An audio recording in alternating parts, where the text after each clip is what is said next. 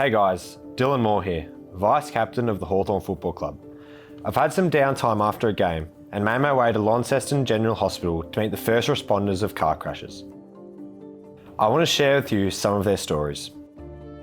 How many people do you see due to car crash trauma? We would have a car accident at least every week, but we'd have 1 to 2 really bad accidents every month. How do you go about at the scene of a car crash as coordinated at all? They are very chaotic scenes when you first get there. There's a lot of things happening. You've got injured people, you've got roads that are quite often blocked. We have what we call is a crash scene manager. They liaise with Ambulance Tasmania, the fire service, SES. We need to divert traffic. We need to make sure the scene is safe for all the emergency service personnel there and the people involved in the crash. So we take on a coordination role for all the emergency services. But the key thing in relation to no matter what we're doing is patient care. We all think that we're never going to be in a crash, but according to statistics, you're at a high risk of a car crash straight after you get your licence and through your 20s. That's most of the players in my team, and probably yours too. Make that move as if they want to win the game. McCabe fed it out. When there is a car crash and you know the paramedics have been called, they're coming, how do you go about communicating with them?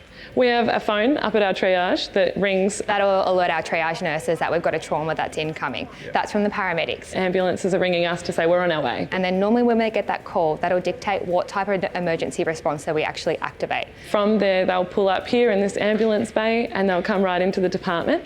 And we've created a bed space in preparation. We might get multiple patients, so we might need to prepare the whole department or have a hospital-wide action, what we call a Code Brown.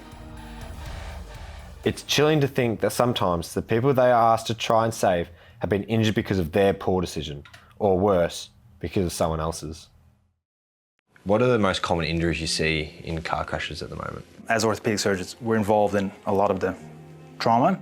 Car accidents are often high velocity trauma, so there's often multiple injuries to the body. The first line at the hospital is really the general surgeons. And so they do the first survey of the patient and they deal with all the internal trauma. So the liver ruptures, spleen ruptures. Chest injuries, abdominal injuries.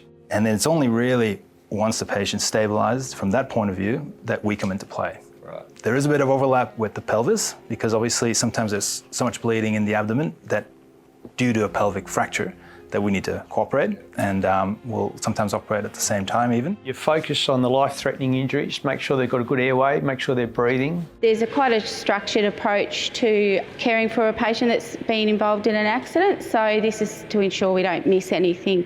Right, so how many people would be in the theatre? It's quite a team. You can have 10 staff in the theatre. Sometimes we have teams working, so you may have the general surgeons fixing the belly and the orthopaedic surgeons working on the extremities.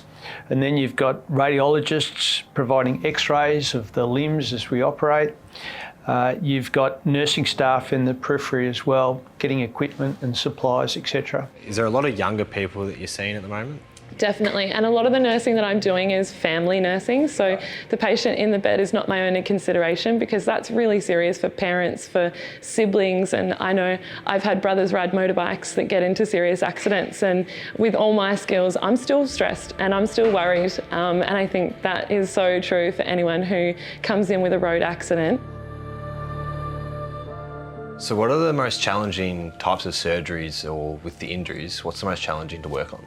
Obviously young people is distressing to see them badly injured, or you have devastating injuries where you have to like amputate a limb and they've got this permanent disability in the long term. Being put back together doesn't always mean pressing an undo button.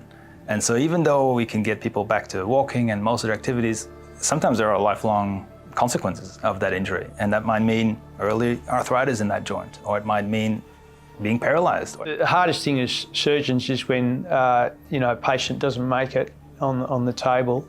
Delivering the news is probably the hardest job. You're having to talk to these people who quite often have no idea about what you're going to tell them, and they're about to be given the most devastating news quite often that they're ever going to receive in their life. And you're the person who's got to tell them. I always make sure when I go and talk to them is I have as much information as I can about what's happened, because they're going to want to know. I've had people hug me in the past. I've had people cry with me. I must admit I've cried with them sometimes. What would you say to a 16-year-old who's just starting to learn how to drive for road safety? Turn your phone off so you can't get distracted. Just make really good decisions. Stay within those speed limits. I'm often late. You don't have to race to be somewhere. Slow down, you'll get there eventually. It's very difficult at that age, they're quite fearless. If your mates are making bad decisions, tell them.